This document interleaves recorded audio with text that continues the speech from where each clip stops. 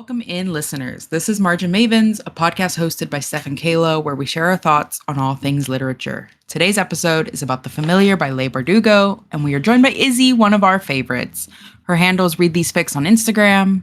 Now make sure to grab a snack and a drink, unless you're driving. Then remember 10 and 2, and come hang out with us as we dive in. So The Familiar, last time we spoke, we were deep in the bone season. Yep. And now we're in Inquisition era Spain. We switched to lighter reading with this one. Yeah, we switched to a light little read, nothing stressful, no history whatsoever. Mm-mm. Okay, so right off the bat, I was brought in immediately within that first paragraph. I don't have the book in front of me, but the entire thing of if the bread hadn't burned, everything else wouldn't have happened. Yeah. And that was such an interesting way to bring it in. Yeah, in this book. The whole thing started because the cook burns the bread. Yep. And then Lucia, Ooh, we should have talked about that. I thought it was Lucia. The main character. I'm gonna go with Lucia. Our girl Elle. Yeah, our girl Elle. She does a simple little magic thing to fix the bread, right? Believing that she's helping and it's no big deal, whatever. Not realizing that Valentina had already come down and seen the bread. Mm-hmm. And so Valentina immediately clocks it and is like, hey, the bread, I'm not crazy. The bread was burnt. So what happened? Yeah. It took me way too long to realize that she used magic to fix the bread, by the way. I was reading this going, what happened? She just sang and it fixed itself? And then, oh, magic. It's a magic book. There's magic in the world. I was so deep in the history element of it. I was like, oh, magic, right. Magic exists. It can exist in this context. And so Valentina springs a trap, right? She sets it up to where she wants to test whether this, simple little servant girl has any magic in her, because Valentina craves attention. She craves power. She craves status. Yeah. And she knew that these little, what they call milagros, right? These little things are gaining the attention of the people around her. And Luisa falls for it because she is just trying to be helpful and also make her life easier. If she can use a little bit of magic to mend things, right? Make things better without having to do it by hand, she's going to do it, which, respect. Yeah. We meet a lot of characters very quickly, right? Yeah. So we've got Victor de Paredes, which is Lucia's aunt's lover, right? And her aunt, I never knew how to say the name that Lucia knew her as. Qualit? Yeah. I think. I don't know. I'm right. Irish. And then she she has a name that she comes off as to everybody else, which was Catalina ? Yeah. Sorry, so listeners, this is a cool little moment. Support your local libraries. And because of that, I don't have the book in front of me because it was due today. So I returned it dutifully. And so I don't have the book to fact check names and stuff.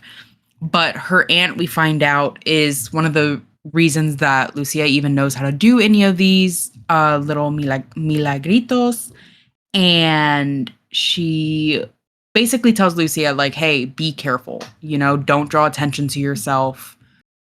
They're going to basically hunt you down because the Spanish Inquisition is deep in the story.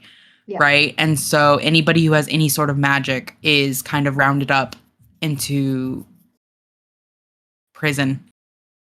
Unless they're deemed to be doing good magic. Yeah, unless they're deemed to be doing holy work, which is an interesting thing for me. And so we meet Victor, who he's a rich man, and we get told very early on that he is the luckiest man in Spain.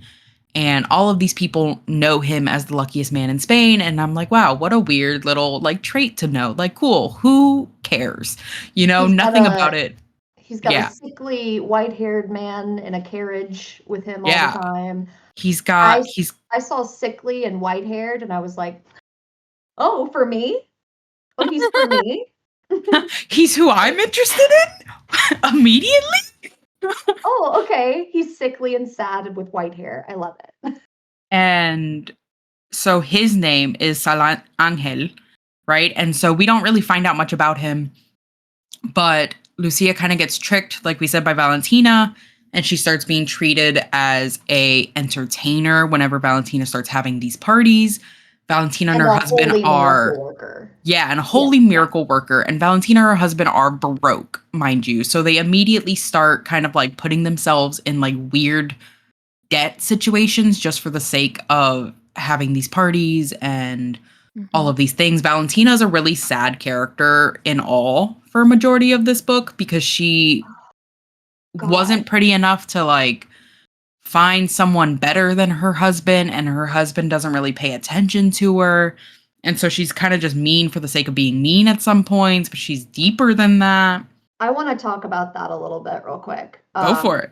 Because with the parties and the miracle working and stuff, there is one point where it doesn't look like the little white miracle is gonna go entertainingly to the guests. Like it's and you know what? Hold on. I'm gonna learn how to pronounce her name real fast.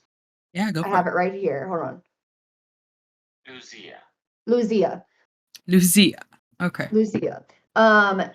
She okay, thank you. No, I got it. Okay. Interrupting me. How A dare. woman. The audacity. But I wrote after because like she sees Valentina kind of falling like almost about to cry. Like she's about to break. Valentina says, "Please, if you had seen," and still she prattles on. Like these men are making fun of Valentina. They're like, "Oh, stupid lady." And it Yeah. seems like Lucia feels sympathy for Valentina and also Yep. anger that there's like this like, oh, shut up. And I wrote, Mm-hmm. there is a phenomenon among women where no matter how much you hate another woman or how little you know of her, if you see another woman in trouble, you can't bear it. It's cruel and beautiful. It's sisterhood.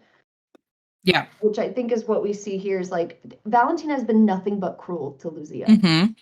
And Cruel, conniving, you know. I see some of the most terrible women being put down, and I'm like, I hate you. You did this to yourself. This is very sad to watch. Yeah. Like, and I think it comes from a place of knowing, oh, if I had more, that's what it might look like. Mm-hmm. So immediately we see this thing between Lucia and Valentina where they both don't really like each other, but they both kind of pity each other. Yeah. It's strange. But that's one element of like the party miracle scene I wanted to talk about was Yeah. Lucia And the not fact liking that Lucia makes this choice to do the magic in order to kind Mhm. of save Valentina, right? Yeah. And it really dooms her Yeah. because she doesn't realize that somebody that is there is actually a spy from a former inquisitor or Yeah. something. And so she ends up going, and her whole plan is she's gonna grab her stuff and she's gonna skedaddle, right? She's like, I don't want to be a part of this. The Inquisition cannot come after me. They will kill me. I don't want to die. All of these things. So she goes to her aunt. Lo and behold, her aunt has kind of been playing her own game and has Victor there with Salangel and basically says that Victor is going to sponsor her in a tournament, right? So the bigger scheme gets put into play where we find out that they are gathering anybody that can be doing quote unquote holy work to see if the king wants them, right? So we find out a bunch of different things. And Real quick on that note, yes. this was becoming like a worldwide thing, was to have a holy miracle worker at your side. Mhm. Queen Elizabeth had John Dee and Edward Kelly. Yeah, so this whole thing of like kings and queens uh taking in these like this holy magic worker. This was like a thing across the world. Queen Elizabeth had John Dee and Edward Kelly talking about angel magic. And it seems like it might have been born of a fear of like, oh, there's these bad witches. There's these witches who do black magic. We should have our own army of Mhm. witches. And there is, as always is in history, a thread of hypocrisy that runs through this. Who deems what good magic and who deems what bad magic? Men in power. Yep. So it seems like this feckless attempt to regain a bit of control over that which they cannot control, magic. We can deem these people to be in our service. Yeah. It's an interesting historical thread in there. And I actually did not know that this happened outside of like the UK and stuff. Mhm. So this was really interesting for me to find out that Yeah. because this is actually based on a true story of one of Leigh Bardugo's ancestors. Um, Oh, badass. mhm. But Yeah, also feckless is such a fun word. I I immediately wanted fucking to in love that yeah. word, man. Yeah, it's so good. But so she gets pulled into this tournament, right? And Mhm. she ends up having her only ally, and it's kind of a begrudging allyship, becomes Salangel because he's aware of kind of more than she is, right? He's aware that Victor is not a good person, right? He's Mhm. aware that if she wins this, she's going to be in a worse situation than he is because we find out as the story kind of progresses, right, that he has been sworn to the Paredes for years, right? And so he is immortal, but with that means that he can never leave a Paredes aside or else he becomes ash and, really Yeah, sucks when you can't stand the family. that was And my like reaction to it. Really did feel like from the start he was trying to spare her yeah, he was a like, fate. "No, do bad at this magic." Yeah. And when she shows that she's good at it, he went, "Well, crap. I can't save you if you're good at it." Yeah. Uh and so he is between and it's interesting cuz he almost wants her to fail to keep her from being able to be useful to Victor, but also she needs to be useful for him to get out of it. Yeah. And obviously at this point he doesn't really care about her, right? He has pity for her because he knows kind of what's in store, but they have no connection yet because it's all very like arbitrary. Mhm. And that all kind of changes when Victor comes in one day very upset Mhm. and really shows his hand a little too early, I think, in the book, because it really spells his own doom the moment this happens, because it forges that connection between Salangel and Luisa, is when he tells his like bodyguard, like, hey, break Oh, Salangel's fingers. before we get to that, Yes, yes. we skipped over something. Hmm. Huali arranged um for Lucia to get caught, Hmm. basically, through manipulation. Yeah. And she's like, "Well, you said you wanted bigger and better things. Like, this Yeah. is how we got there." She arranged for, um, what is his name? Victor to catch her and potentially have Mhm. someone, um, to go, like, to represent in the competition. Yeah. And Um, Quali is such an interesting character. so interesting. I wrote here on 61, I was like, also, Holly is still giving me mixed feelings. She knew Lucia wanted more and arranged for it, but through manipulation, then in all caps, I don't like it. Yeah. And she Um, also like she constantly belittles Lucia for wanting more, yeah. but Right. then kind of like forces her into getting more.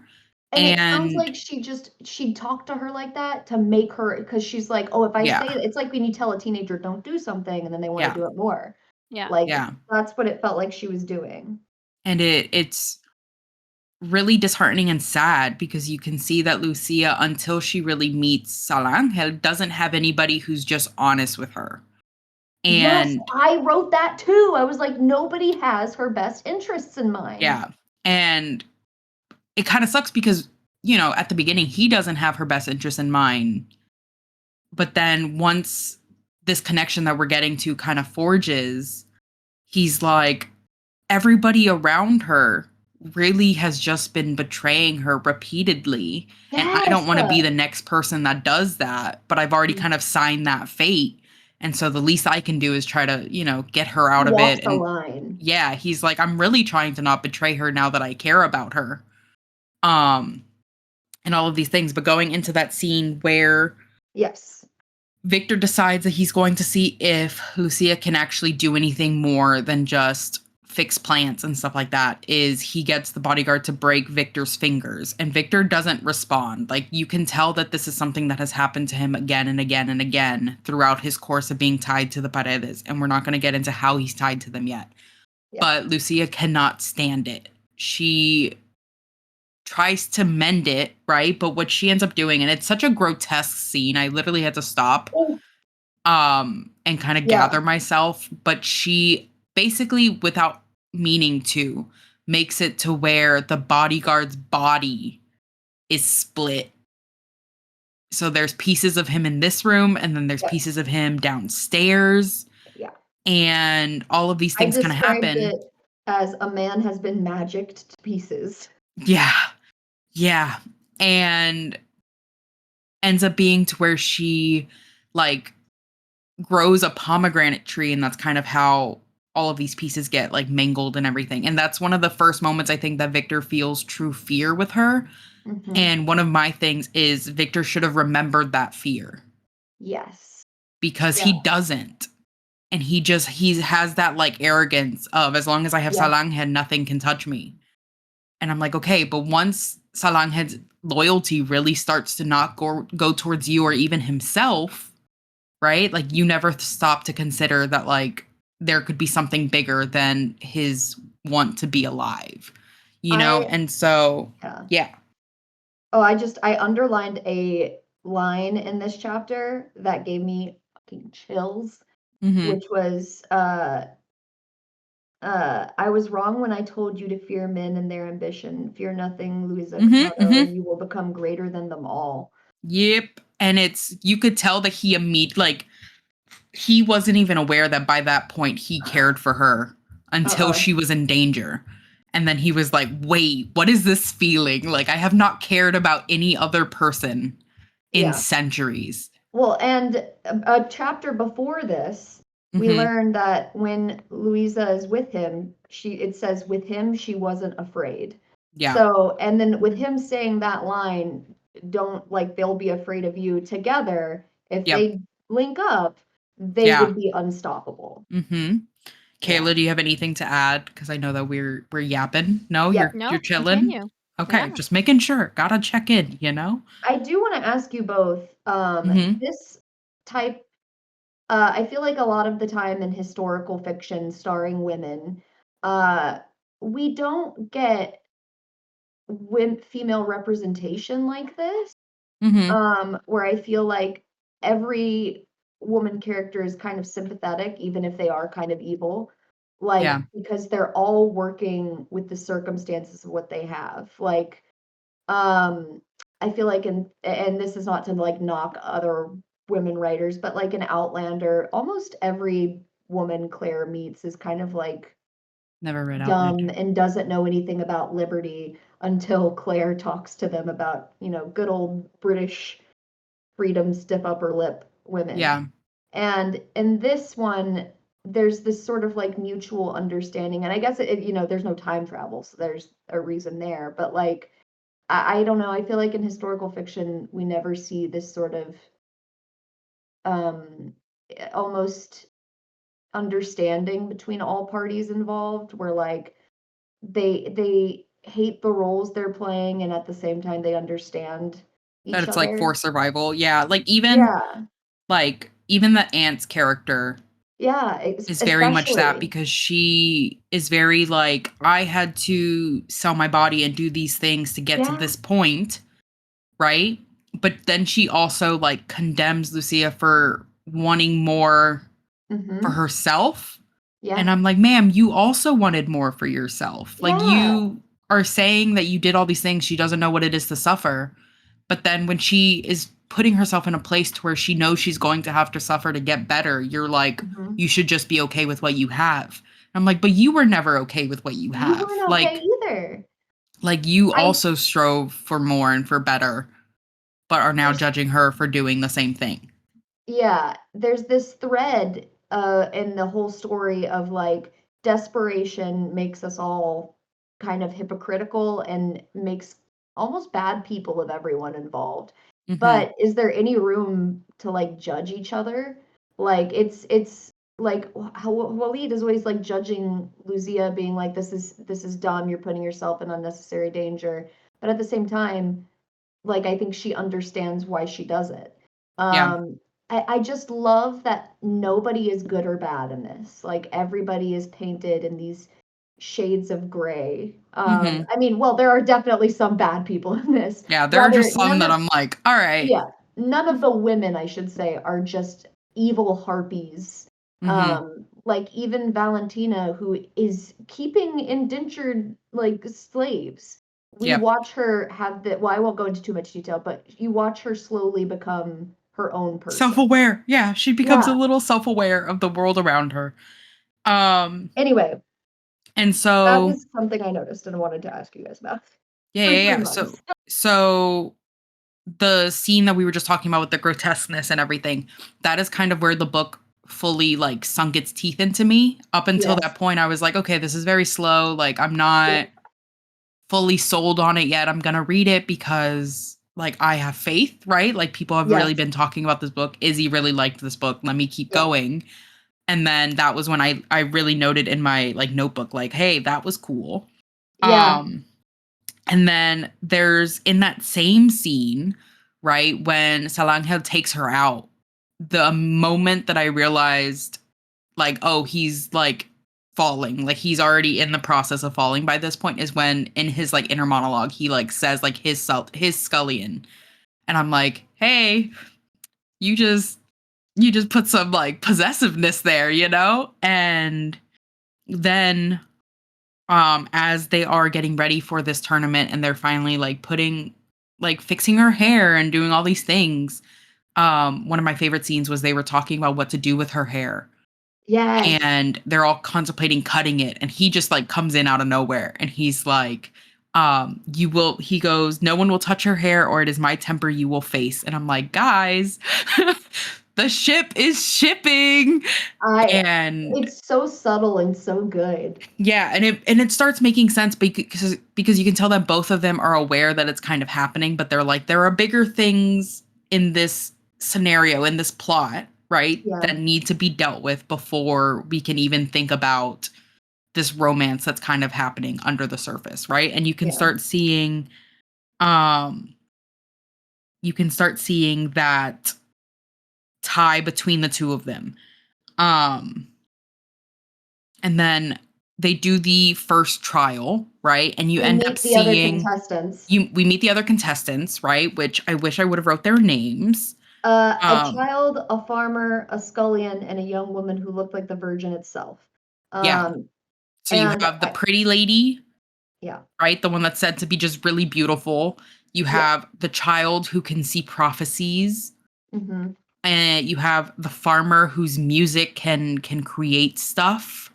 Yes. And then you have The Prince of Lucia. Olives. Yeah. Yeah. So you have Lucia.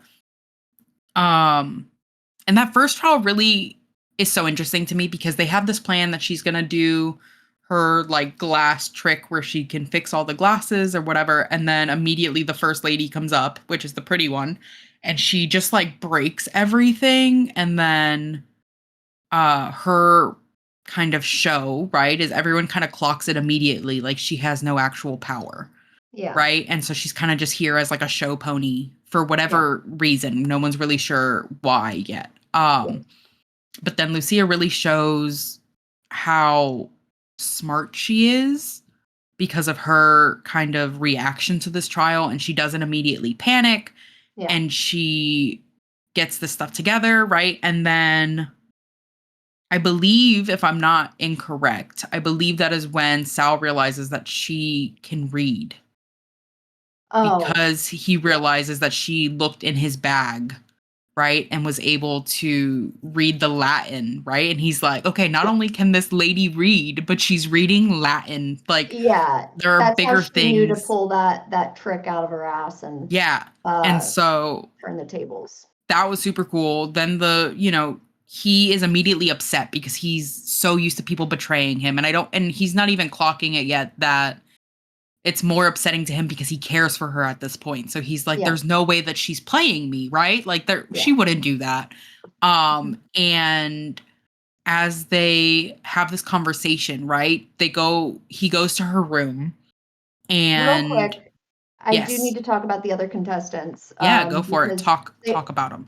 they all start to try to manipulate Lucia, or so she thinks. Yeah. She's been told they will do that. Mhm. The beauty in particular, it comes off as really mean, just Her name's like immediately. Maria or something, I think. Something like that, or Gracia Maria, I believe. Maybe. Something like that. The beauty. She's super mean, popular girl energy. And then the child is like wise and small, and Lucia kind of likes her immediately. And then we have the Prince of Olives, who has Mhm. a sob story. He's like, "Hi, I'm hot, and it's gotten me in so much trouble." My Uh, lady pays me for sex and it's terrible. So this is gonna age like milk, and I almost took the note out of my book, but it says Izzy and the Prince of Olives here because I felt really bad for him. I like the heart. Oh yeah, I was like, oh, I feel so bad for him. He's just like Finnick O'Dare, like he's struggling too. I felt really Yeah. bad for him, and Yeah. I'm just gonna let that sit there so that And we'll that get there. aged Yeah. beautifully by the end of this Mhm. video. Yep. But we listen and we don't judge. Um but so they all kind of like start interacting with her very early on, right? Yeah. But what I really like was she gets back to her room and Yes. Sal shows up. Yes. And what's really fun is the fact that throughout the story, especially once they're there, they're like, "Hey, Sal, you can't show up in her room." And Yeah. he was like, "I have been tutoring her one-on-one for months. Like, we are not going to start this shenanigans of, propriety and stuff like that." Yeah. And they have that conversation of him kind of coming to terms with, oh, she's like, "I didn't lie to you." And he's like, "You didn't tell me." And she goes, "You didn't ask. You assumed I couldn't read. I let you assume it. That's not Yeah. my issue. That's yours." Um, and then she finds a scorpion in her room, right? So she immediately, and he immediately is like, somebody wants you dead, right? Yeah. But it's bigger than that. Not only does somebody want you dead, but they want it to be believed that I did it, right? Because Sal's moniker, right, is El Alacran, which is the scorpion. And so he soothes the scorpion, gets it out of her room, and leaves, right? He's like, "You will not be alone. Don't let anyone else in," and leaves. We find out like the next day, right, that he figured out who did it, brutally kills this guy. And they're like, "Hey, don't you think that might have been like a bit dramatic of a thing to do?" And he says one of my favorite lines, and he goes, "You don't think that it will be whispered that to act against Lucia Calderon Cotado is to court death itself?" And I'm like, "Oh, he is down bad. He is so down bad that words cannot be said to expressly say how Mm-hmm. down bad he is." And it's getting to the point that he's almost frustrated with her because he's like, "My existence has been very bland. I had one goal, was to get away from Paredes. Mm-hmm. And now he's like, I feel things again. My heart's beating, my stomach's growling." He gets Yeah. really vulgar, and he even says like, She literally reminds his heart to beat. I had yeah, it. Oh. yeah. He is like so frustrated, right? Yeah. And as they get to know each other, we find out his story, right? We find out that long time ago, he and his best friend went to figure out how, basically went on a quest to find out how he could live forever. Yeah. Right. And the friend of his was in lesser standing than him. Mhm. And as the story goes on, right, it gets really sad. And I really feel for him because he has this whole idea of living forever. But the Yeah. guy that he meets is like, okay, we can do it, but you'll lose what you value most. Right. And your servant friend will lose what he values most. And then, these things will happen. And so when it works, he's like, hey, what happened here? And it turns out, right, that Salangel's what he valued the least, right, is that luck that we kind of Yeah. got foreshadowed from Victor in the beginning. Was he was a very lucky person, and he loses that immediately, right? And he goes to his best friend, assuming that his best friend's dead, right? Because he's like, oh, what he valued the most was probably his life or whatever. And it turns Mhm. out the best friend got Salangel's luck and basically betrayed him. Sal finds out that the best friend kind of planned all of this all along, and that the thing that he was going to lose that he valued the most was the trust and love of his best friend.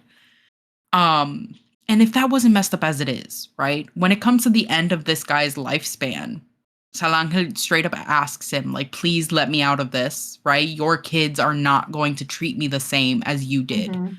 right? They are going to be cruel. They already, are testing the limits of my invulnerability and whatever. And the best friend refuses. Yeah.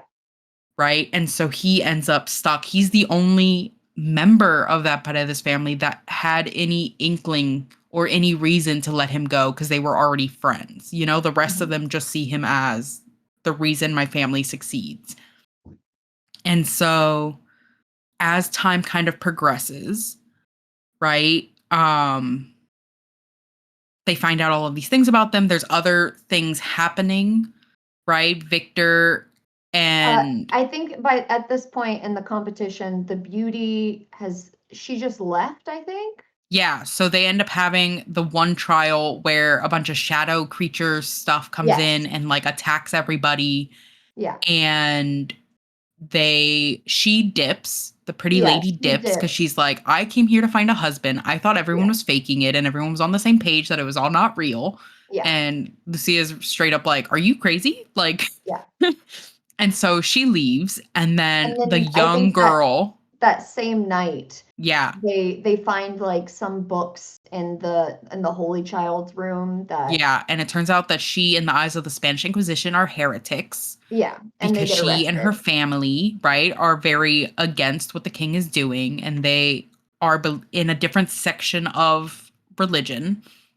So she gets taken. So very quickly, it just becomes the Prince of line, Olives. though, about that is really good, which is Yeah. the Inquisition treated all heretics the same way, and a child sinner was no less dangerous to the soul of Spain. hmm It's a good I line. was gagged. Yeah, it's Hey, sometimes authors just have the magic in them, and yeah, Inquisition, the Spanish Inquisition, guys, they were scary. they were wild. Mhm. Guys, they were And scary. so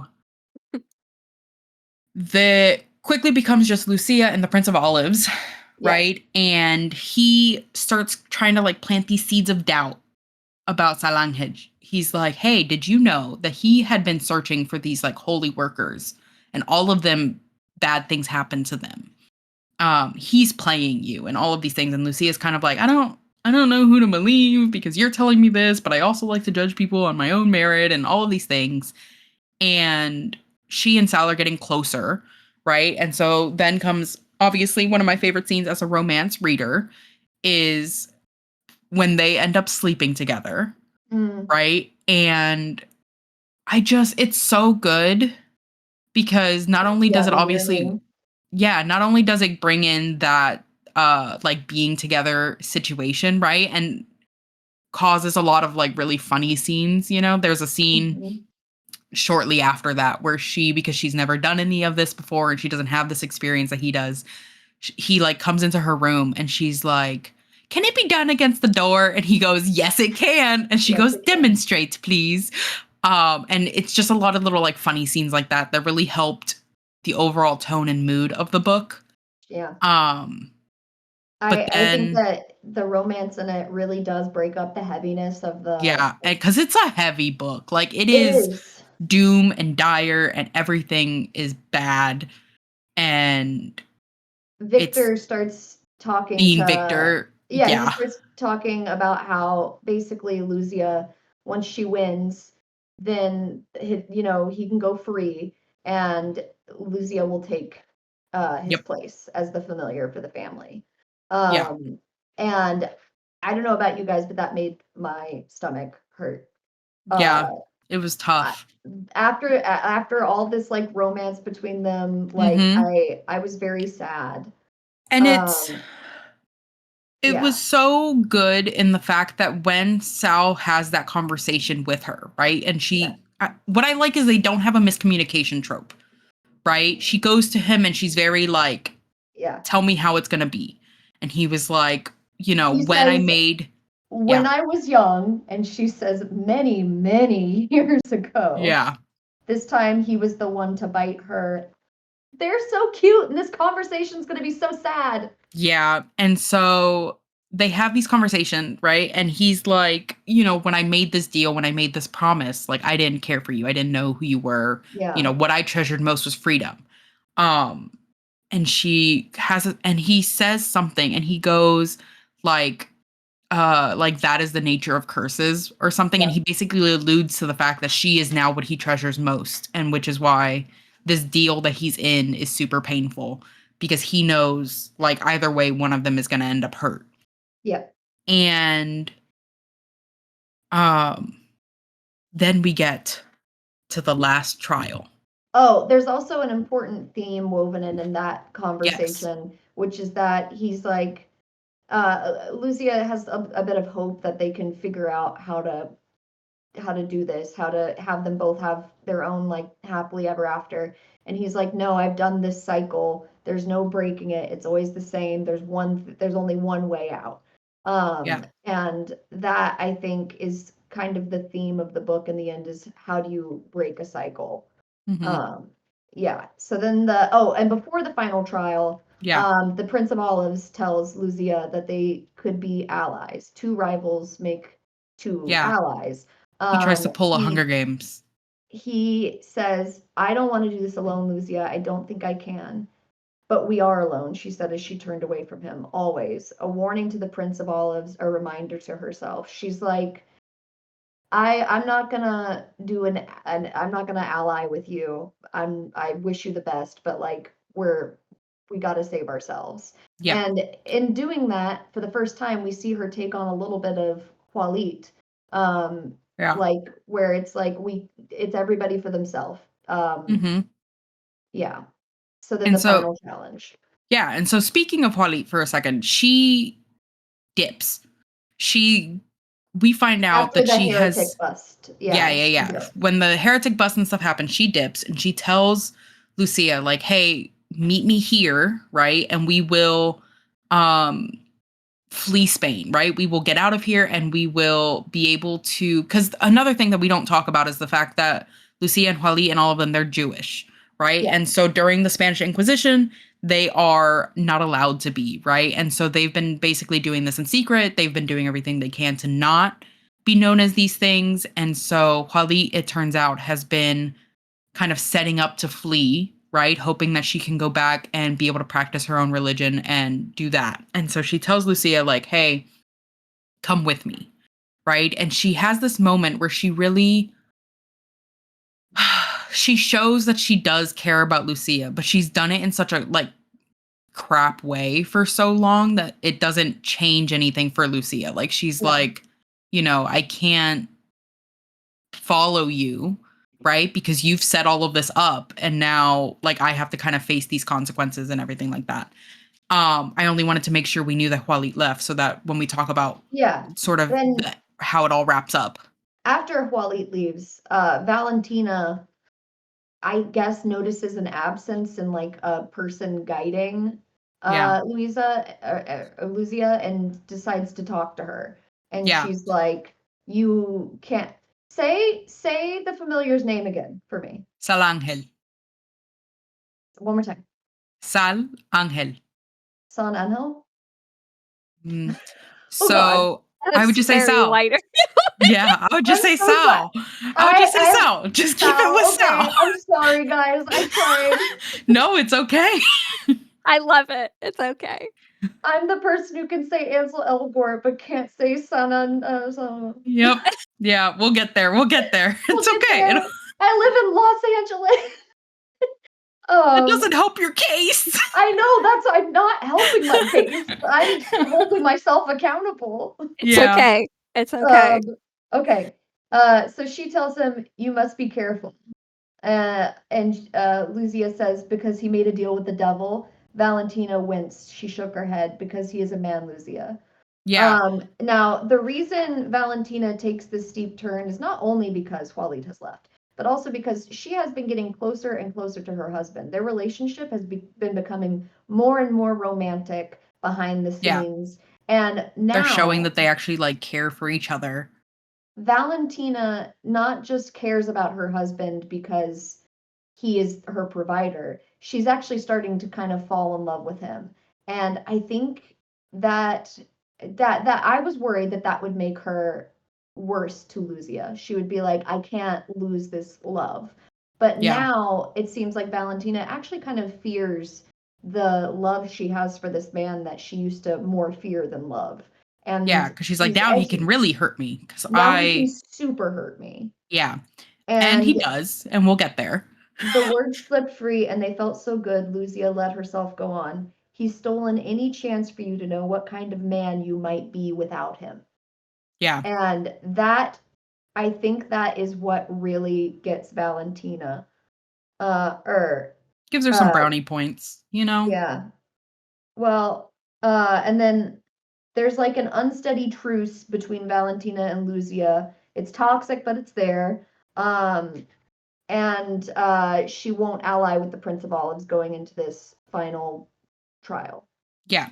And so,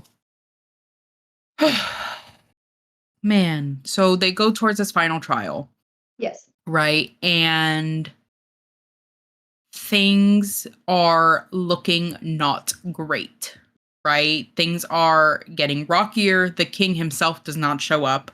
So it Yep. immediately kind of changes the game for everybody because they were only kind of doing this for the king. But when he sends his like right hand man, because there's like a different political struggle happening that we don't really talk about too much. But the guy who's hosting these trials have basically been like exiled by the king.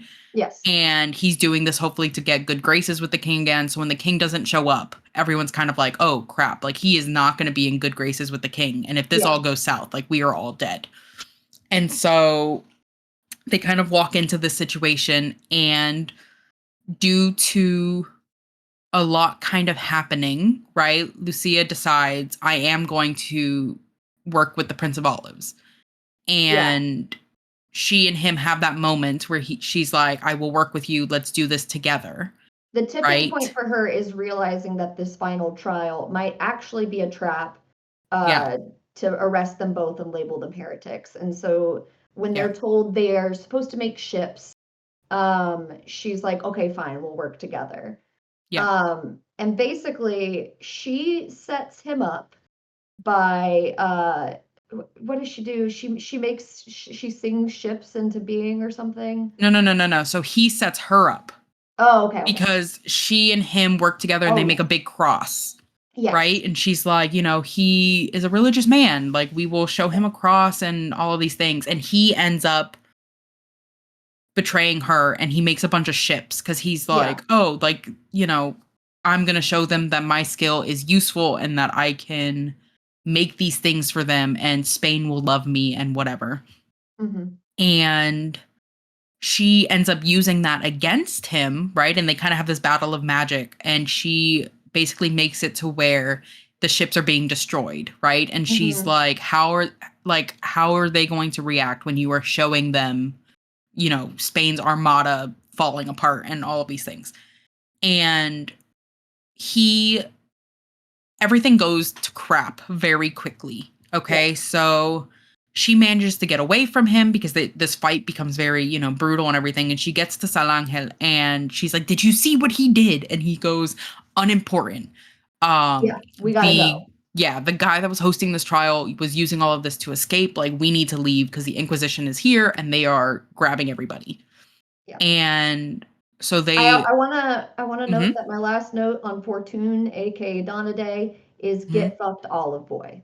Yeah. So Character I growth, didn't guys. say a fool. Yeah, character growth. And so they are skedaddling, right? He is trying to get her out. And what I love about Salangel is the fact that you can see his like strategic brain the entire time, because he's like, I can't go very far with her. Yeah. So I need to make sure that like I can at least get her here, and I need to figure out like how to kind of frame this to where it's helping Victor so that I'm allowed to get her out. And because he really is just, a puppet to the strings, and he's aware of it. He is self-aware of his limits and stuff like that. So as they're going through the forest, right, they're being chased down by the Inquisition, and he gets shot, right, which is not a big deal for him because of, who he is and what he is and everything like that. But he becomes very afraid that she is not going to be able to get out. Yep. And unbeknownst to them, Valentina and her husband are kind of watching all of this happen, right? And Valentina has a really bittersweet moment, which is what I was talking about, where she ends up kind of in a worse place because she came to care about her husband. Yep. And when she sees Lucia and Salangel, she says, help them. She says she could see the love and fear in technically his name is Saint Angel, so Sant Angel. He wasn't afraid for himself, but for the woman he loved, right? And so she sees this, and so she turns to her husband, who by this point has stolen a horse, and she's like, "Give Lucia the horse." And her husband very adamantly says no. Have you lost your mind? He says to her. And so it becomes that echo of kind of the scene that caused Lucia to do all of this in the first place, because immediately Valentino's put back in that frame of, no matter how close we've gotten, right, you are still like a silly woman. Yeah. And she is like, if you've ever cared for me, do this thing. And he's like, no, I will not do that. Right. And he kind of just like breaks her heart in that moment, because two things. One, is betrayed by him, and that already hurts. But two, she feels incredibly stupid in that moment because she forgot he was a man. Like, she put too much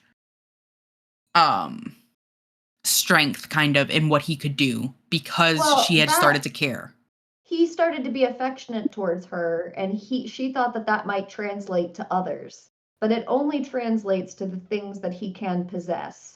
And knows that he can't possess Lucia. So he has no interest in saving her. She's not a good investment because he can't ever own her. He can't do anything. Yeah. And everybody gets put into prison. Salangel ends up being put in a hole, because that is what the Paredes seem to do whenever their familiar acts out, is they put him in a hole and make him basically think about what he did, and all of these things. Lucia ends up in the tower with the Holy Child, another woman, and then this other woman that we had been hearing and is a real historical figure in another cell. Well, we skipped over something important. Go for it. Waleed dies. Oh, yes. Yeah. Yeah. And so, did that happen before she was in prison? That she gets arrested, and then the next chapter is like the yeah. And so, and then we learn about Lucia being in prison. Like, so basically Waleed could maybe have bailed her out. She could have maybe escaped with Waleed after being imprisoned, had her vouch for her, but Waleed is not going to come to save her. She has passed away.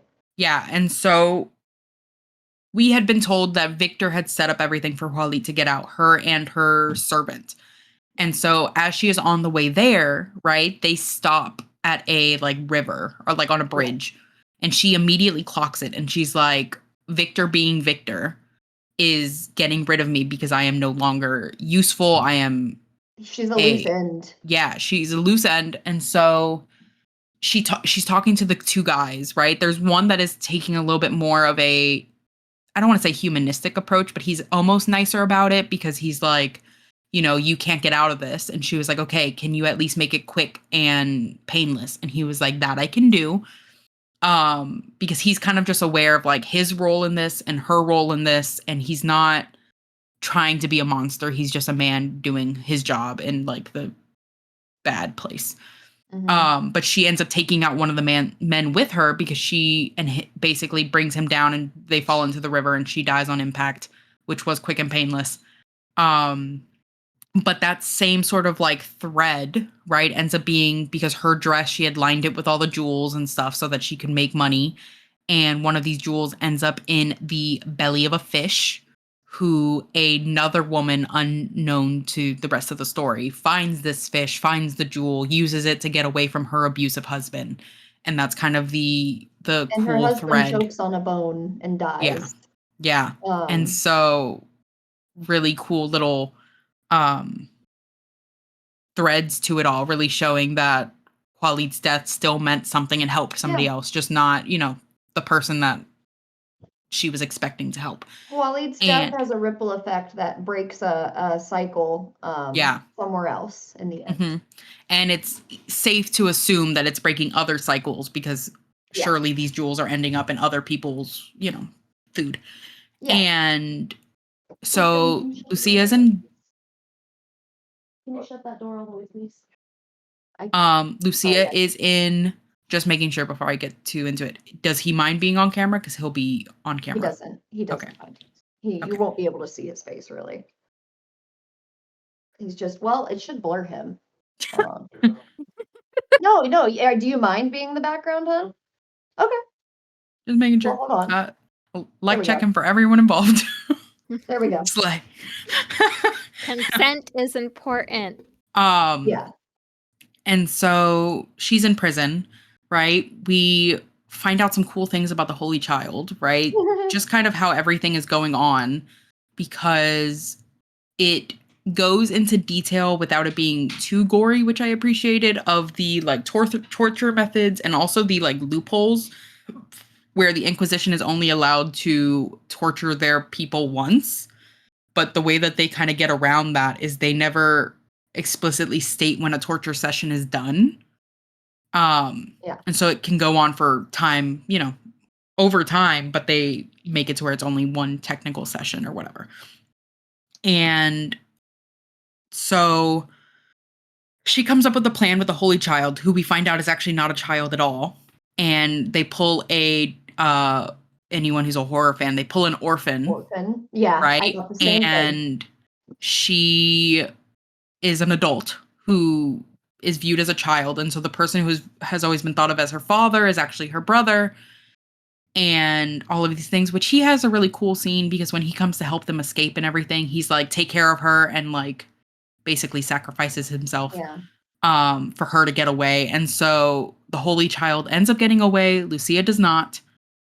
And flip back over. Real quick. Yes. While all this is going on, Valentina is still arguing with Marius to rescue Lucia. And they have a really great exchange that just fulfills Valentina's entire arc, which Marius says, there's nothing you can do for her. That was probably true. What could one powerless woman offer another? I can make sure she doesn't die alone. He says, you are too foolishly sentimental to realize it. And she said, I would rather be a fool than a coward. And she decides that if Lucia didn't escape, if now she is set to hang for trying to escape, she's going to be there when she hangs so that she has somebody in the crowd and so that she doesn't die alone. Yeah. And she's also been like, she goes off and she ends up hanging out with the playwright, who we find out they actually end up kind of like becoming lovers and stuff, which is, love to see it. And she has been working with this playwright to create a fund for Lucia. So clothing kind of gets in, and Lucia figures out that it's Valentina who did it because there's rosemary sewn into it. Um, and so it's really nice because you see them being there for each other throughout the book in ways that they can without it being like unrealistic. Like Yeah. Valentina doesn't suddenly possess ways to change the system or anything. And so we go back to Victor Paredes, and he's basically saying, like, I have now become a duke. Everything is great. We're going to work so that Lucia can be pardoned, and she is going to work with us, and she is going to basically say that, it was all a lie, and I'm going to vouch for her, and she'll be able to be my familiar, and you get to go free, and all of these things. And Angel has a moment of like kind of reckoning in his own brain. And he's like, so they go to her hearing, to her, moment of hanging, and, or no, just her trial, just her, just her actual hearing. And he poses an out for her. Like, I am actually the reason she's done all of this. She is not a heretic. It is my fault. He says, it's time to end this deception. The scullion speaks the truth. I am the devil's own man. Yeah. And he'll be like, I corrupted her. It's my fault. My bad. Yeah. And she has that opportunity to go free, right? She knows that he's giving her an out. She knows that he's offering himself up as that sacrifice so that she can remain unpunished. And she does not take it, right? Mhm. And she basically makes it to where she and him are going to die together, right? And he is furious. Like, he's like, why would you do that?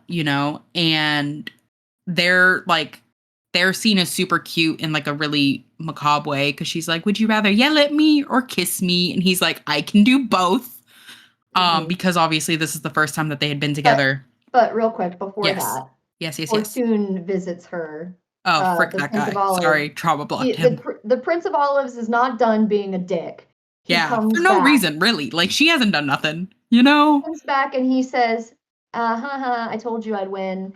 And she has a line that I really like, which was, his ugliness should have shown on his countenance, she thought, but only stories and plays worked that way. And what else did he say? She asks him to, like, hey, don't come to my hanging. Yeah, don't come. And he's like, no, I want to see. Yeah, and she's also at the same time working with one of her guards to get him laid. Yeah. With magic. That's going to be important later. And it's really fun because she's like, I don't even care about this guy anymore, but like, I'm giving him meaningful ways to hopefully have this woman fall in love with him. Like, she's not even using magic. She says, was there anything more dangerous than a man full of hope? Which is what she's doing to the guard. She's giving him hope that he can get laid. Yeah. And so. And then comes do you want to argue with me or kiss me? Yeah, which is such a good scene. And so they kind of have this moment of like, well, I guess we're going together. And so they end up on the pyres. And he unbraids her hair. Which this whole time, the braiding of the hair has been sort of like shackling her. They don't want her to show how like her hair is so like wild and curly and stuff. They're like, braid it so she looks like a good Christian woman. Yeah. And she goes to the pyre with her hair unbraided. Yeah. And so it ends up being her, him, and a pirate. And the three of them are on the pyre together, right? And their viewings of each other are so sad because you're looking at the person that you love, right? And as this is all happening, right? They're talking about how the fire is growing, how, they're smelling it, it's becoming everything, right? And then, lo and behold, she conjures up her magic, right? And basically makes it to where they are able to, at the very last second, get out, right? And so she uses the line from the very beginning of the book that she used to save the burned bread, which is a change of scene, a change of fortune. Yep. And so they all three of them managed to get out. I love the pirate because he doesn't question it. He doesn't say anything. He just dips. He's like, cool. He's pirate through and through. Yeah, he's like, I'm not going to say nothing. And the voice overhead, right, is basically like no one talks about the fact that there were no bones at the scene. There were no, bodies or whatever, because that kind of like feeds into this idea that they were heretics working with the devil and stuff.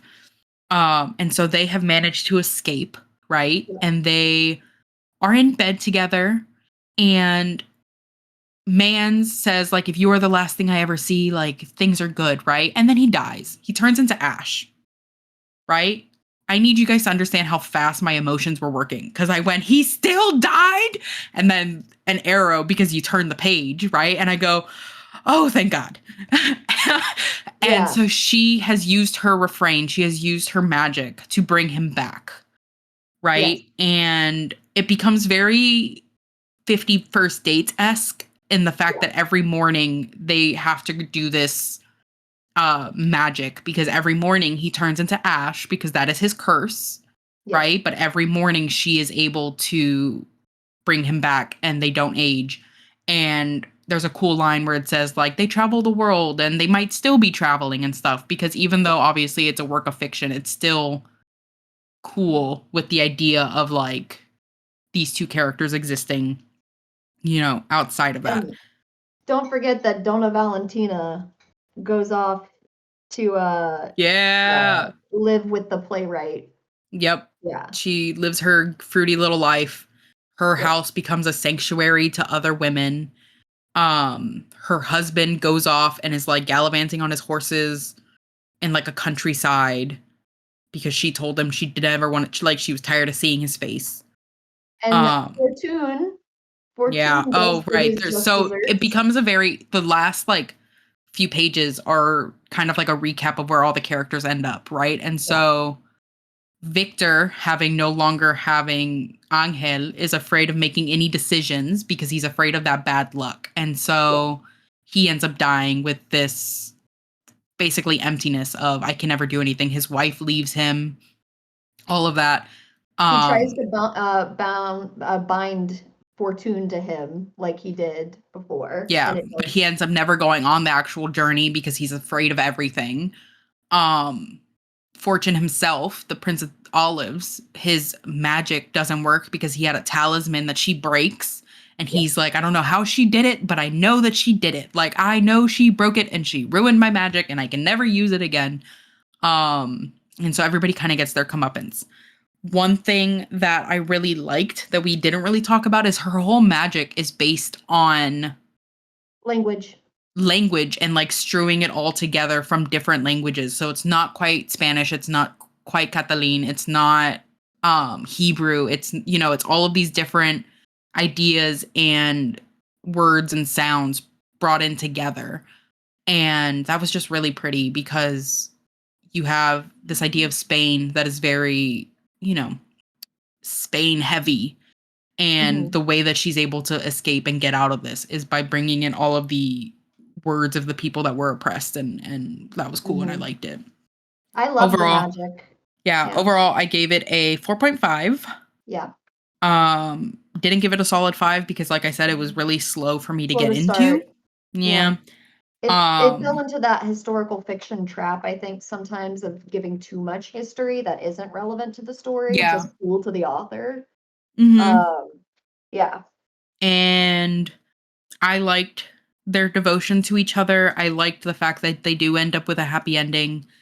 I like that they're kind of responsible for their happy ending. Like, they're not, everything was hard won for them. It wasn't as though they got lucky in anything, right? Like, this whole idea of luck was really permeating throughout the pages, but you end up having it to where they had to really like fight for it. And she has to, her magic is not only bringing him back every day, but her magic has to be the thing that keeps her from aging.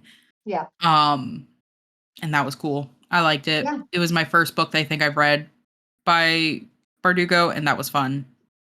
I'm not really like super gung ho to pick up another one just yet, but it was nice to like read it and be like, oh, I like what she be putting down. I can feel how passionate she is about this story. It reminded me a lot of like a Sylvia Moreno Garcia standalone with that sort of bittersweet ending. The the way that the culture in it is not an aesthetic. It's Mhm. a part of the story, which I really appreciate. And I think that it's a very simple story.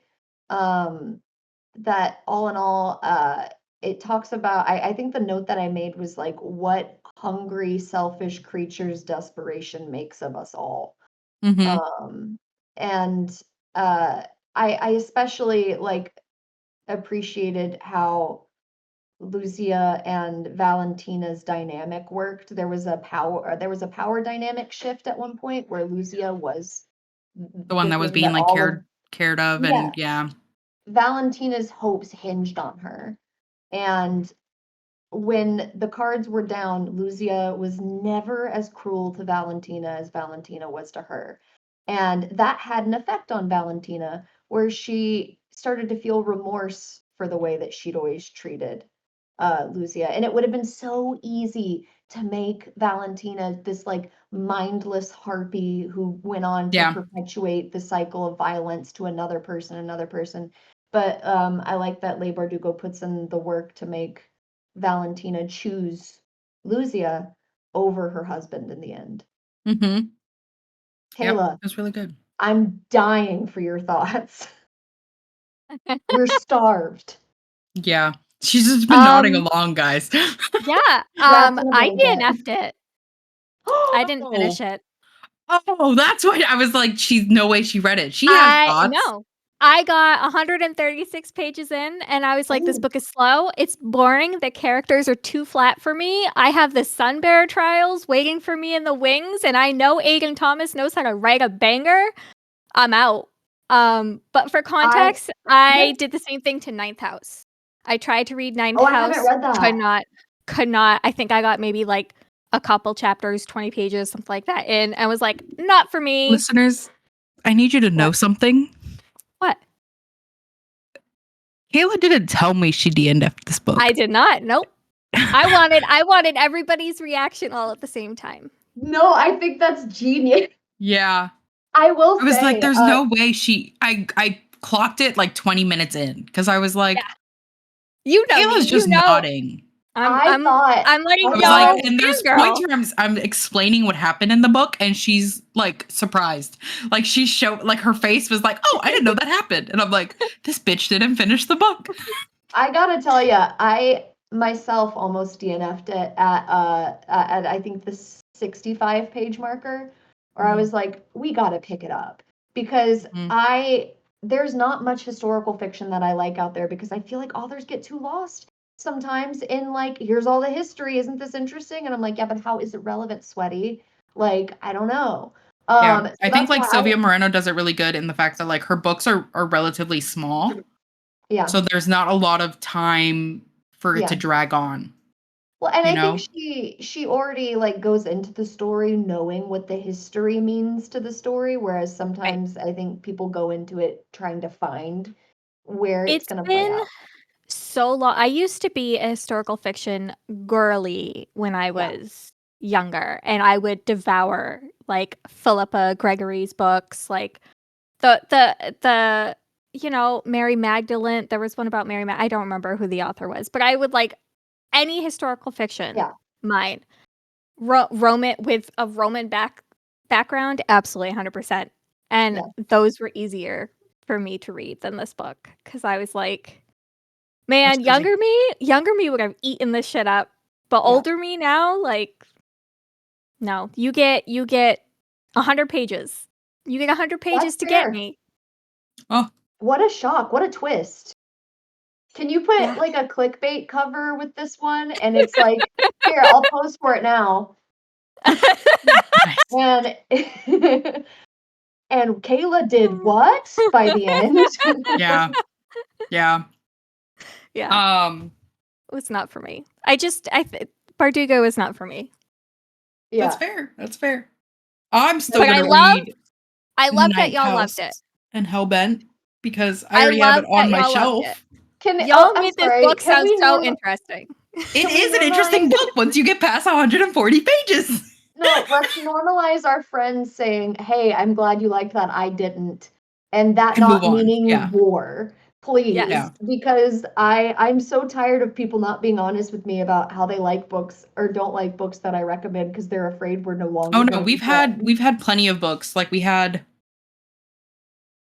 a couple. Like Kayla takes care of most of the arcs. Uh-huh. Because when it comes to arcs, I'm a little harder to keep. So I don't Yeah. even try to read them half the time because I'm like, oh, I don't want to like not read them and have like no content for it.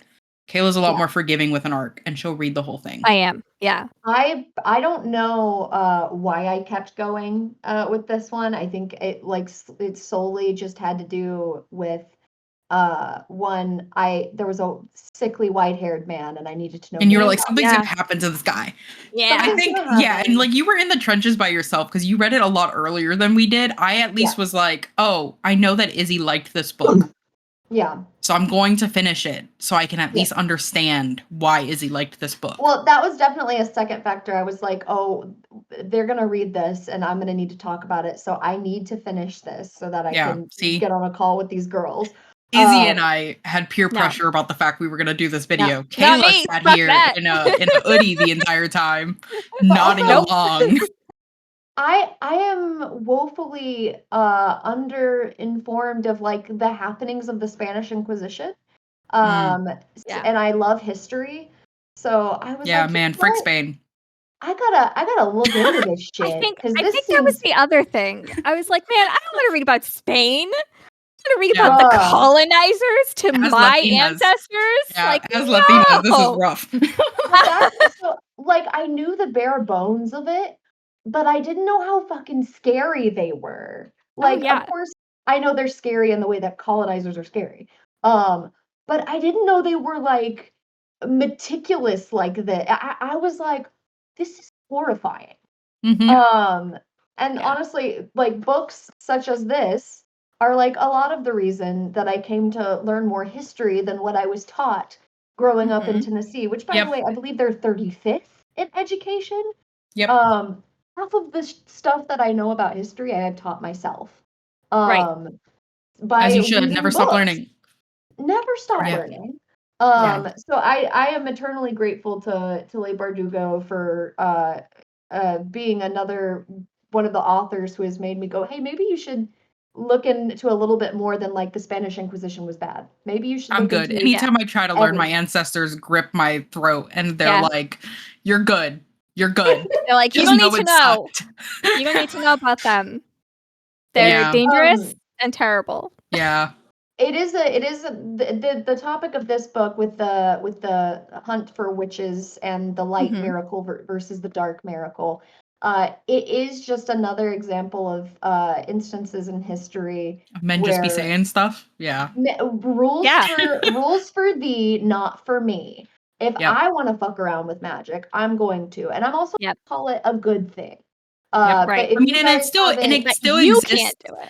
And it still exists today. Like you have churches whose whole Yep. thing is that they can speak in tongues and they can heal miracles Oh, yeah. and all of these things, right?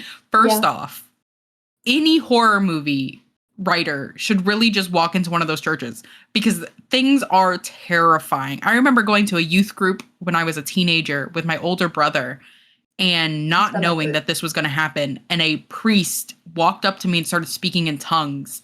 And I really looked over at my brother and I was like, I don't know what this means. I need us For to my leave. curiosity, was it a Pentecostal church? No idea. No idea. I don't trauma remember? blocked it. they do Yeah. all blend together. Yeah, They- I yeah. trauma In blocked the it. deep But south. like, and so the fact that this Mhm. stuff still exists, because if you Mhm. have somebody who's not from this religious background speaking in tongues, they're like possessed by a demon. Yeah. Correct. I'm an epileptic. I have been since I was 9. I cannot tell you how many times I was brought to the front to lay down in front of the entire congregation and have them bless the epilepsy from my body. And you were like, hey, it Yeah. didn't work. One time I was asked what I might have done to be cursed with epilepsy. Like, Mhm. what did I do to invite the devil to put epilepsy in my body? There was a And my dad was like, yeah, we're not going Wild. back there. We're not going back to that church. Yeah. Wild. And we actually Yeah. stopped going to churches altogether for a very long time because it was just every time It was bad. It was bad. it felt Yeah. icky. And now No, my I get dad it. fully does not believe. My dad is a religious person who fully does not believe that churches are a good place to go. They're not. Tax the damn churches. Yeah, my Yeah. dad won't do it Alright. anymore. It's And okay. there's something to that. I think that like I don't think that religion is inherently bad. I think that you can find peace in it. I think that plenty of people do. But I do Right. think that organized religion has, as this book talks about, it's a breeding ground for like power, Bad things. manipulation, Bad things. Cult. Yeah. It's hierarchy, a cult. Yeah. cult-like Anyone who mentality. hasn't read the autobiography by Bethany Joy Lenz called Dinner for Vampires should, just because she played Haley in One Tree Hill. And as the entire course of her filming One Tree Hill, she is in a cult. Yeah. Which cult? Was it Nixville? What was it? It was the small, she even says it in her book. She was like, it's I'll so read it. small and That like had maybe the like 70 the members. Nixium cult was some Yeah. Well, but yeah, Uh-oh, we found something else to talk about. a breeding ground So- for bad things, guys. Uh-oh. But what all in happens all, when men are in positions of power? this I'll has say. been another episode of Margin Mavens with Izzy. We are super excited. By the time that this video comes out, I think the audience members will be aware of something that we are doing next week. Hold, I'm gonna check. Okay. We're holding. By the time this one comes out, Yeah. I'm like, why does this not look right? Because it wasn't right. Do.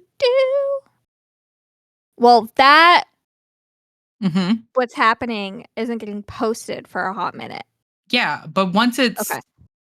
like, Once it's so done. once it's filmed, recorded, you guys we- should yeah, announce we're that it's gonna start popping it out. Yeah, you Yeah, gotta- I just, So anyways, listeners, it's kind of funny because by the time this happens, you'll already know, but it's the first time that we are all three together talking about it on this podcast. So timelines are funny.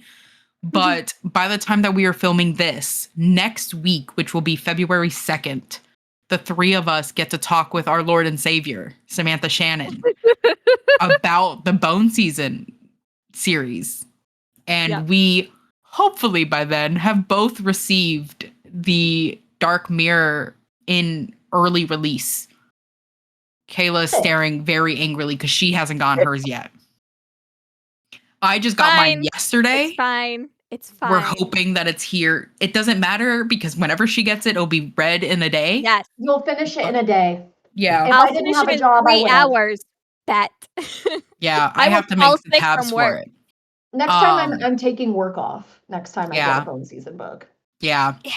But yeah, listeners, you guys will already know this, but it's really exciting for us to be able to share it finally. Yeah. Out and about because we have been very tight-lipped We've been about this sitting happening on this since for months. The holidays. We knew early December that this was happening. Yeah. Ugh. I have some really fun BTS clips of us on a call because I screen recorded it. Of course you did. And so that will be, so that'll be going up at some point to start hinting at what's going on. But we've already kind of started hinting at it. I don't have my cup with me. All the planning. But we've already kind of started hinting on it in our Instagram story because I posted a thing with poppies that says coming soon. And we'll see if anybody starts clocking it. But that has been super exciting. But this has been another episode of Margin Mavens. Thank you so much for being here. We love you very much. You're very loved. And we will see you in the next one.